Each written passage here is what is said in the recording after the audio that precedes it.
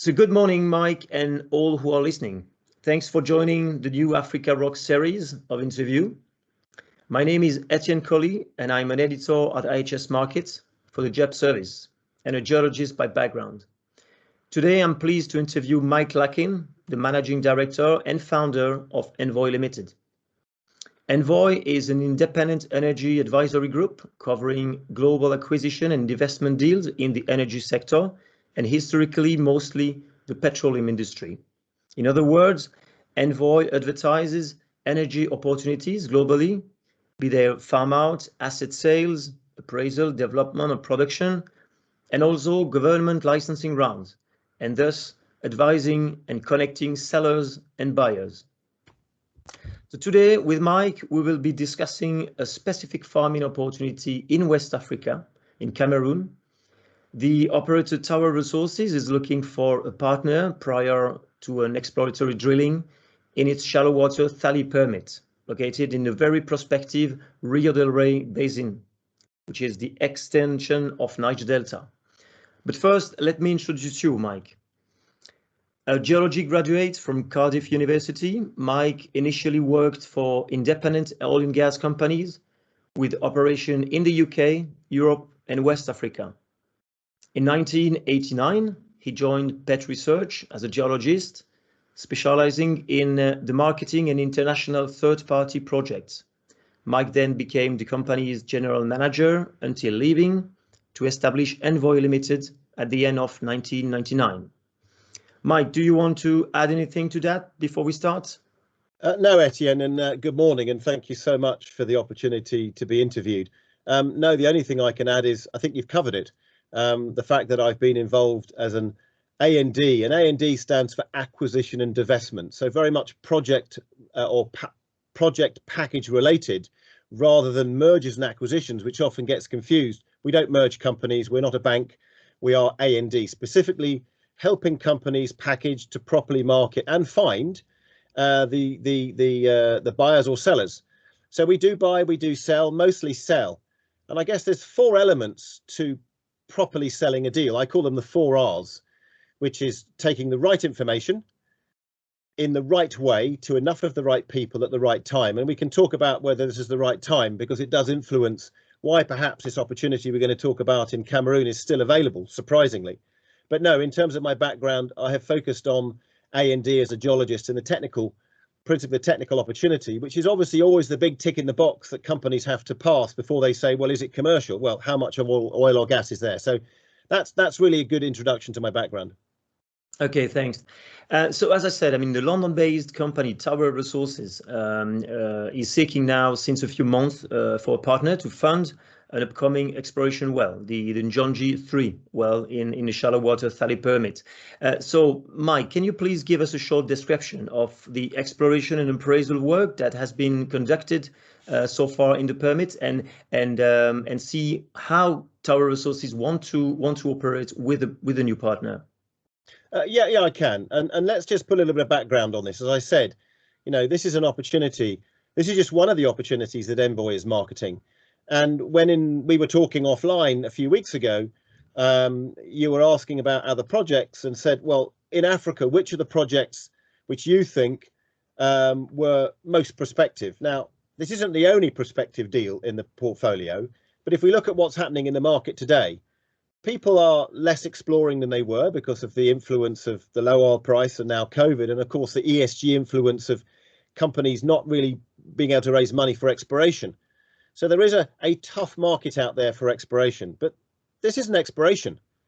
And so this one offers all the things that companies ask me regularly. We want deals, Mike, that are in a very oily place, so there's no risk of not finding oil and gas in the region. We want deals that have an early cash flow, which generate, can put money back in the company on a short cycle project, and the short cycle element of this project is very important. We want projects with upside. Well, this has 2 levels of upside. And let me just, if I may, just go into it in a little bit more detail. So this first slide really encompasses the whole project, and I'll very briefly discuss this before I then go on to specific elements. And I think in the initial part of this discussion, we're going to just focus on the near-term appraisal development element, but there is a potentially very big and very exciting second deep unexplored exploration opportunity, but with real regional value. So let me just talk about it. Tower are currently 100% operator and have been for some years. If we see the map at this top right, you can see we sit on the edge of the Niger Delta, one of the oiliest places in the world. So you benefit, if you look at the cross section, from being in the Thali block right at the tail peripheral edge of the Niger Delta, albeit within Cameroon. And then you have the deeper Rio del Rey potential.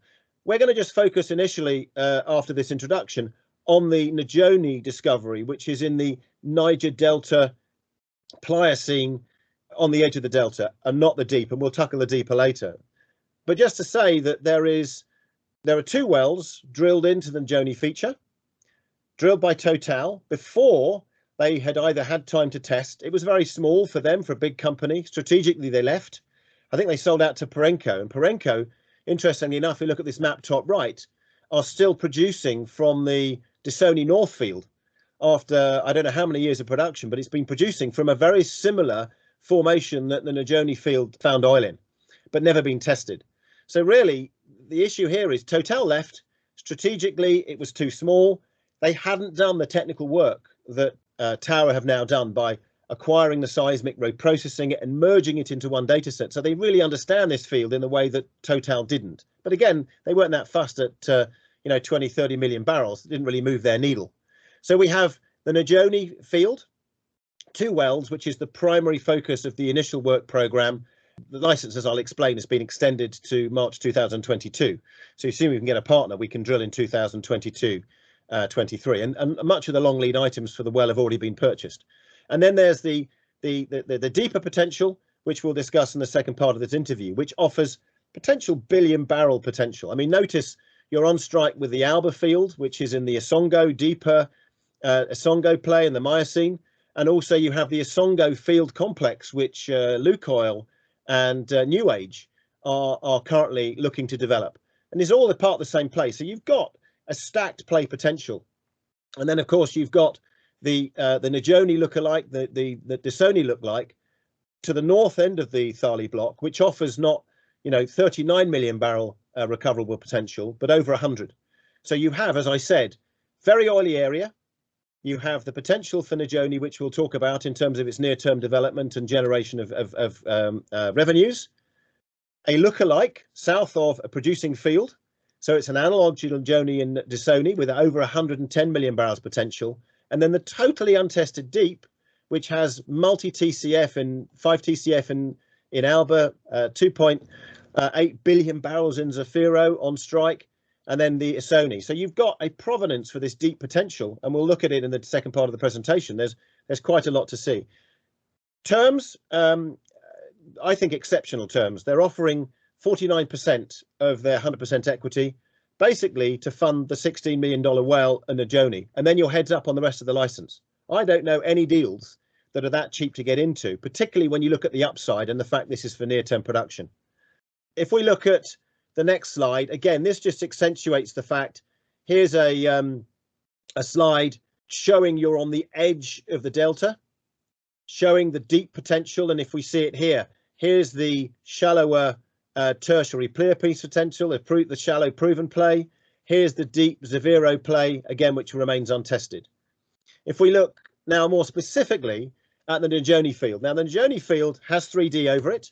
You can see the 3D outline in mauve here. Now, when Total had it, as I said, they drilled 2 wells, they found hydrocarbons, but they never tested. One, because their seismic wasn't good enough to resolve the fault structure of the map. And you can see the 2 key faults here. I don't think in the Total days they'd identified this Njonji South. This fault block in which they want to drill at the crestal location up dip of Njonji 1 and 1B, where they had hydrocarbons. This is where they want to drill on the crest. And this has been resolved with the reprocessed seismic. And this will test about 18 million barrels recoverable. But if you then drill to the south and found this equally to be hydrocarbon field, this structure has the order of 39 million barrels. Because of the fiscal terms, the netbacks are superb. And therefore you can make very good money with even modest reserves You're not that deep, because I think it's a jack-up they're going to be using, and they're in sort of detailed discussions about that with the long lead items already progressed. So you're talking about the initial well testing 80 million barrels potential with an upside of 18, assuming that the development progresses to the 4 wells that would be planned if Njonji 3 comes in, and then they would exploit the southern block equally over the next 2 years. But, you know, substantial cash flow can be developed from even $60 a barrel, over $100 million. So it's an excellent project for someone who's looking for something cheap entry into an opportunity with potential near-term cash flow. If we look at the cross section, so this comes from the Njonji 2 fault block here to the north, through into the northern fault block, through the location where they want to drill the Njonji well, and look at the amplitudes. And this lies up dip of the proven Njonji 1B well. So you can clearly see the structure that they're going to be targeting, and you couldn't see this seismic on the old Total data. So I guess in operational readiness, they've de-risked the project massively. They've got an improved 3D format. They've remapped it. They've done fault seal analysis, and they've got a handle on what may or may not be sealing or not. Some of the faults they think may seal, but they've done a CPR, and the CPR takes account of all of that element of sealing and non-sealing potential. But, you know, combined 39 million barrels potential if the 4 wells all come into development. They've done their ESAI report, environmental assessment. They've engaged Bedrock Drilling, which is a third-party well management company. I know them very well. They're extremely good. They've drilled lots of wells around the world, including down in the Falklands. The design is completed to optimize for the drilling. Site survey completed, and they're currently talking to Shelf Trident about the Shelf Trident rig, with potential for other rigs to come in. So that's well progressed. And draft contracts are already in place for the main service contracts. Plus the fact that a lot of money's already been spent. A fair bit of this 16 million planned has already been spent on those long lead items. So where we are now, the license was declared force majeure in March 2020 because of COVID. And we were all progressing because actually you note that, and I think you're going to ask this question in a bit, 25% of the 49% was already allocated on a term sheet and was expected to close about the time in March 2020 when force majeure was declared because of COVID. So COVID put that one to bed. All the markets closed, and the deal with Oil LR, they were going to, I believe, raise money, and the markets closed. Now they're still interested, so they still could come back, but we would still need a 25% partner for the full funding of the well. And therefore, that's why we're still marketing it today. So basically, the force majeure led to then an extension. So they do have an extension through until March 2022 as it stands. And once we've hopefully finished the farm out, we will then drill that well soon after. So the moment the farm out's complete, we have plenty of time with all the long lead items in place and the contracts to progress to the drilling of the well. In terms of the reserves, this just highlights the CPR that was done in 2018, I believe upgraded subsequent to that. But you've got a potential for about 39 million barrels in the entire Njon field. 18 million barrels will be recovered, will be tested by the Njonji 3 well. The rest would be developed by the additional 3 development wells that would be drilled. And then you have several features that make up the analog feature south of Disoni in the same play, and that could increase a mean resource to over 100 million barrels. So pretty substantial. If this comes in, I would suspect that a fair number of these fault blocks will equally be hydrocarbon filled. Again, so very low hanging fruit as an extension to a proven development. Can you maybe remind us what percentage interest Tower Resources is ready to offer, and what expected cost for the well, for the Njonji 3 well is expected? The well is now estimated to cost 16 million gross. Though it was planned for 1920, as I say, that was deferred to after 22. There is 49% available. Now, as I said, a deal has been cut but not consummated because of COVID with Oil LR, and they're still interested. But if they don't get to the winning post, and someone comes in and wants an entire 49%, funding the 100% of the cost of the $16 million well will earn you 49%. So if you want half of that, or the remaining 24.5% that wouldn't go to Oil LR, assuming they consummate their deal, then it would be half of 16, so 8 million. That would earn you your 25 or your full 49%. And then that would be heads up going forward on development and further appraisal. But then, of course, you'd be making money because you developed a cash flow from the journey. Okay, thanks very much, Mike, for presenting us this farming opportunity in Cameroon. Thank you very much.